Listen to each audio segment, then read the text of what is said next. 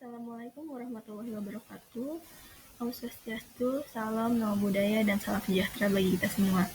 Baik, sebelumnya perkenalkan, nama saya Jangkar Larasati dengan NIM 2409511075 dari kelas A. Di sini saya akan menjelaskan terkait case-based learning dari praktikum mata kuliah bakteriologi dan mikologi veteriner. Baik, di sini ada kasus di mana kasus tersebut adalah pada suatu peternakan ayam, dilaporkan bahwa ada beberapa ayam yang sakit dan pertumbuhan lambat, dan juga cenderung diam. Gejala yang muncul adalah feses berbentuk cair atau berupa mencret, dan seorang mahasiswa FKH ditugaskan untuk mengidentifikasi bakteri apa yang diderita ayam tersebut. Untuk tahapan uji yang akan kita lakukan, yang pertama adalah pengenalan alat, pembuatan media, dan juga isolasi bakteri. Lalu kedua ada pewarnaan gram. Ketiga ada uji katalase, uji biokimia, dan juga gula-gula. Dan keempat adalah uji sensitivitas kuman. Baik, berikut adalah alat dan bahan untuk tahapan pertama, yaitu pembuatan media dan juga isolasi. Di mana yang pertama ada oase, lalu ada bunsen, inkubator, autoclave, cawan petri, timbangan, hot plate stirrer, beaker glass, cotton bud, juga ada bubuk nutrien agar, McConkey, Aquades, dan juga sampel feses yang sudah kita ambil dari peternakan ayam. Baik, tahapan yang pertama adalah pembuatan media, di mana langkah-langkahnya yang pertama adalah mensterilkan cawan petri dengan menggunakan autoclave. Kedua, timbang bubuk nutrien agar dan juga McConkey agar yang dibutuhkan sesuai dengan takaran pada petunjuk penggunaan. 3. Campurkan bubuk agar dengan Aquades ke dalam beaker gelas sesuai dengan perbandingan yang tertera pada petunjuk penggunaan produk. Lalu panaskan dan larutkan media menggunakan hot plate magnetic stirrer. Yang kelima, media yang sudah larut dituangkan ke dalam cawan petri yang sudah steril. Media dapat digunakan apabila permukaan sudah padat dan kering, juga dapat disimpan dalam inkubator dalam posisi terbalik. Tahapan selanjutnya adalah isolasi bakteri. Untuk langkah-langkahnya, yang pertama adalah siapkan alat dan bahan yang dibutuhkan, kemudian kita nyalakan bunsen. Lalu ambil media dan buka sedikit tutupnya. Usahakan memegang cawan petri dengan tangan kiri dan dekatkan dengan api bunsen. Ketiga, oleskan sedikit sampel pada permukaan media menggunakan cotton bud. Lalu ambil ose dan pegang seperti memegang pensil. Panaskan ose di atas bunsen dahulu sampai merah membara, lalu dianginkan sejenak. 5. Goreskan ose pada permukaan media. Pastikan terkena sampel yang tadi sudah dioleskan pada permukaan media. Nah, tutup kembali cawan petri dan inkubasikan cawan petri dalam inkubator dengan suhu optimal untuk pertumbuhan bakteri. Lalu setelah diinkubasi selama kurang lebih 24 jam, keluarkan cawan petri dari inkubator dan amati pertumbuhan bakteri yang terjadi. Baik, untuk pembahasan dari tahapan 1 yaitu pembuatan media dan juga isolasi bakteri, di mana setelah pengamatan terhadap media yang telah diisolasi selama kurang lebih 24 jam, dapat disimpulkan bahwa praktikum pemindahan dan pengisolasian bakteri berhasil dilakukan. Keberhasilan ini dibuktikan dengan pertumbuhan bakteri pada cawan petri yang digunakan selama praktikum. Baik, tahapan selanjutnya ialah pewarnaan gram, di mana ada alat dan bahan yang dibutuhkan adalah ose, pipet tetes, bunsen, objek gelas, mikroskop. Lalu ada pewarnaan gram yang terdiri dari kristal violet, iodin, alkohol, safranin, lalu Aquades, media biakan bakteri, dan juga minyak imersi untuk mempermudah penglihatan di bawah mikroskop. Untuk tahapan dari pewarnaan gram sendiri, yang pertama, ambil sampel bakteri dari media menggunakan ose yang sudah dipanaskan di atas bunsen. Lalu oleskan bakteri pada permukaan objek gelas yang sudah ditetesi oleh Aquades. Kedua, panaskan objek gelas di atas bunsen atau fiksasi sehingga sel mati dan menempel kuat pada preparat sehingga diperoleh lapisan tipis. Ketiga, teteskan 2-3 tetes kristal violet pada permukaan objek gelas dan biarkan selama 1 menit. Cuci dengan air mengalir, kemudian keringkan. Lalu, setelah dari kristal violet, teteskan larutan iodin dan biarkan selama 1 menit, cuci dengan air mengalir, lalu keringkan. Setelah itu, teteskan alkohol dan biarkan kurang lebih 30 detik, cuci kembali dengan air mengalir dan keringkan. Terakhir, teteskan 2 tetes sapranin dan biarkan selama 2 menit, kemudian cuci dan juga keringkan. Setelah kering, amati preparat di bawah mikroskop dan identifikasi jenis bakterinya. Oke, pembahasan dan juga kesimpulan dari pewarnaan gram yang kita lakukan adalah preparat yang diambil sampelnya dari media Na dan Mekon K itu menunjukkan hasil yang berbeda, di mana saat dilihat dan diidentifikasi di bawah mikroskop, bakteri dari preparat natrium agar itu berwarna ungu, yang menandakan bahwa bakteri tersebut memiliki sifat gram positif. Selain itu, bakteri dalam preparat tersebut berbentuk lonjong atau basil dan membentuk susunan panjang atau berantai yang disebut Streptobacilli.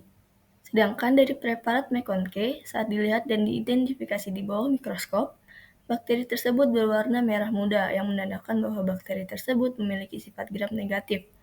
Namun sayangnya tidak bisa diidentifikasi bentuk dan strukturnya. Tahapan ketiga yang akan kita lakukan adalah uji katalase, biokimia, dan juga glukosa, di mana alat dan bahan yang dibutuhkan adalah OSE, tabung reaksi, pipet tetes, objek gelas, inkubator, tabung Durham, Bunsen, H2O2 3%, dan juga alkohol 70%. Juga ada jenis-jenis media yang dibutuhkan adalah TSIA, SIM, MR, VP, SCA, dan juga glukosa. Untuk reagen yang dibutuhkan ada reagen MR, VP, dan juga reagen COVAX. Dan juga tidak lupa kita butuh biakan bakteri. Uji yang pertama adalah uji katalase. Untuk langkah-langkahnya kita mensterilkan alat-alat dulu, yaitu ada jarum OSE dipanaskan di atas bunsen, kemudian didinginkan, lalu ada objek gelas yang dibersihkan dengan alkohol. Kedua, koloni bakteri diambil dari biakan menggunakan OSE, kemudian dioleskan pada objek gelas. Objek gelas kemudian ditetesi oleh H2O2 dan kemudian diamati pembentukan gelembungnya. Pembahasan dan juga kesimpulan dari uji katalase yang kita buat yaitu praktikum kali ini menunjukkan hasil negatif karena tidak menghasilkan gelembung udara sama sekali, yang berarti bakteri tersebut tidak memiliki enzim katalase. Uji selanjutnya ada uji biokimia dan juga gula-gula yang dilakukan di beberapa media. Media pertama adalah media TSIA. Dengan langkah yaitu pertama jarum OSE dipanaskan di atas bunsen, kemudian didinginkan. Biakan bakteri diambil dengan OSE, kemudian ditanam dengan menusukkan jarum OSE pada bagian tegak medium atau bat.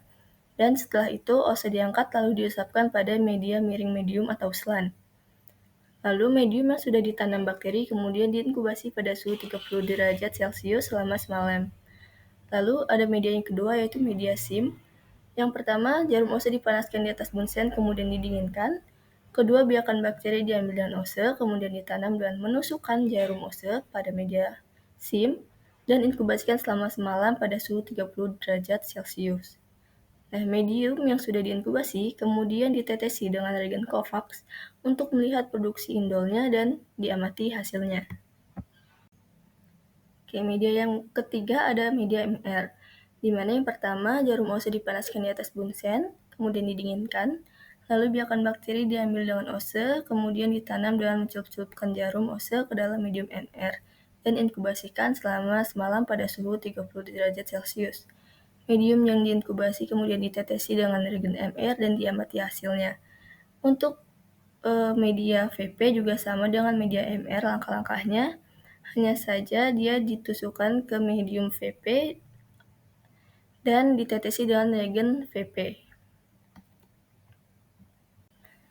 Media yang kelima ada media SCA, di mana untuk langkah-langkahnya hampir sama dengan media lain, hanya saja dia ditanam dengan mengusapkan OSE mulai dari bagian miring pada pangkal, lalu dilanjutkan dengan mengusapkan pada permukaan miring medium. Lalu diinkubasikan pada suhu 30 derajat selama semalam. Untuk media glukosa juga hampir sama langkah-langkahnya, hanya saja di sini OSE dicelupkan ke dalam medium glukosa dan diinkubasikan pada 37 derajat selama semalam. Nah, untuk hasil dari uji TSIA ini diketahui bahwa bakteri itu menunjukkan basa atau alkali karena tidak ada perubahan warna dari warna media awal menjadi kuning. Lalu di TSIA ini juga tidak dijumpai adanya endapan hitam yang berarti bakteri tidak mampu menghasilkan H2S.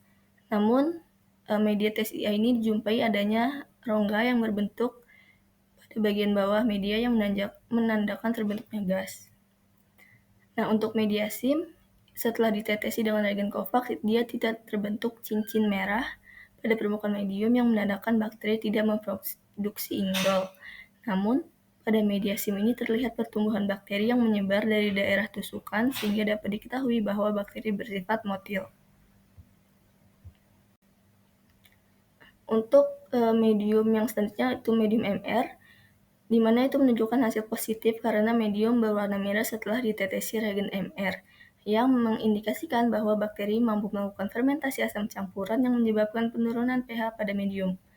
Selanjutnya pada medium VP, itu menunjukkan hasil negatif karena tidak ada asetonin yang ditandai dengan warna medium yang tetap.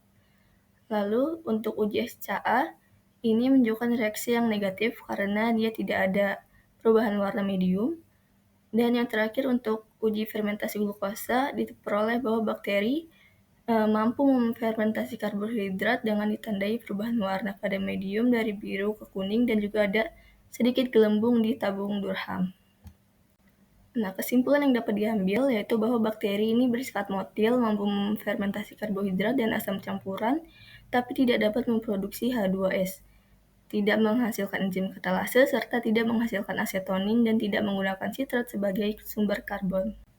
Nah, tahapan yang terakhir adalah uji sensitivitas. Untuk alat dan bahan yang diperlukan, pertama ada cotton swab, lalu bunsen, pinset, inkubator, penggaris, lalu ada bakteri murni yang di dalam media builon, lalu ada Mueller-Hinton agar, ada kertas cakram antibiotika atau paper dish yang terdiri atas antibiotik kanamisin, amoksisilin, ampicillin, trimethoprim, dan bacitracin. Untuk langkah dari uji sensitivitas, yang pertama kita ambil sampel biakan bakteri yang digunakan di uji sensitivitas kali ini yaitu bakteri Staphylococcus dari medium yang ada yaitu builon menggunakan cotton swab steril. Lalu tanam dengan mengusapkan ke seluruh permukaan medium Mueller-Hinton agar plate dan diamkan selama 5-10 menit. Yang kedua, kita tempelkan 5 macam cakram antibiotika atau paper dish pada medium Mueller-Hinton agar dengan jarak 2 cm dari tepi cawan Petri dan antar paper dish lainnya. Posisi paper dish antibiotika itu sebagai berikut, di mana kanamisin itu ada pada posisi jam 12, lalu amoksisilin itu di tengah cawan, dan ampicillin ada posisi di jam 6. Untuk trimethoprim dia ada di posisi jam 3, dan bacitracin di posisi jam 9. Lalu kita inkubasi medium Hinton pada suhu 30 derajat Celcius selama semalam. Nah, setelah diinkubasi, kita amati dan ukur diameter hasil killing zone yang terbentuk pada masing-masing paper dish di Mueller-Hinton agar. Nah, selanjutnya kita cocokkan hasil killing zone yang terbentuk dengan standar diameter killing zone dan kita simpulkan hasilnya. Kesimpulan yang dapat kita ambil dari uji sensitivitas kali ini yaitu bahwa bakteri Staphylococcus itu termasuk dalam kategori intermediate atau dapat dihambat bahkan dibunuh oleh antibiotik kanamisin, amoksisilin, dan juga ampicillin. Namun, bakteri Staphylococcus menunjukkan resistensi terhadap antibiotik trimethoprim dan bacitracin, sehingga dia tidak dapat dihambat atau dimatikan oleh kedua antibiotik tersebut. Baik, itu saja penjelasan dari case-based learning kali ini. Terima kasih sudah menyimak dan sampai jumpa lagi.